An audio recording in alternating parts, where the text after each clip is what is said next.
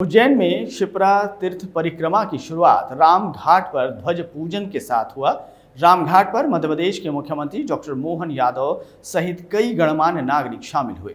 परिक्रमा रामघाट से शुरू होकर विभिन्न मंदिरों और घाटों से गुजरी। पहले दिन गुरुकुल स्कूल में विश्राम हुआ। 2 दिन तक चलने वाली इस परिक्रमा में शिप्रा नदी के किनारे स्थित विभिन्न मंदिरों और महत्वपूर्ण स्थानों का भ्रमण किया जाएगा। मुख्यमंत्री डॉक्टर मोहन यादव ने रामघाट पर सपत्नीक पूजा अर्चना के साथ मां शिप्रा को 351 फीट लंबी चुनरी चढ़ाई। उन्होंने प्रदेश की उन्नति की कामना भी की। शिप्रा तीर्थ परिक्रमा हर साल उज्जैन में निकाली जाती है। इस साल इसकी शुरुआत रामघाट पर ध्वज पूजन के साथ हुआ। रामघाट पर शिप्रा तीर्थ परिक्रमा के कार्यकारी अध्यक्ष महंत रामेश्वर दास महाराज और राज्यसभा सदस्य उमेश नाथ महाराज भी मौजूद थे।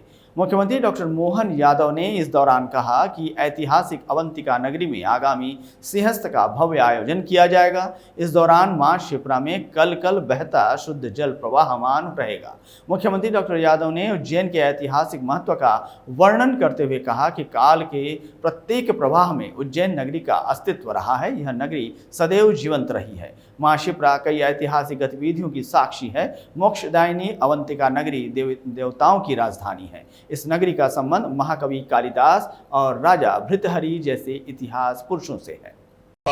पावन पुनीत नगरी उज्जैनी और मां शिप्रा का किनारा और ये ऐतिहासिक राणोजी की छतरी का नीचे का स्थान हमारे इस अवंतिका के इतिहास में कई सारी बातें जुड़ी हुई है। महाराज जी, मां ये शिप्रा की लहरों के साथ इतिहास की कई सारी गौरवशाली घटनाओं की अगर कोई साक्षी है तो ये हमारी पावन मां शिप्रा जी है।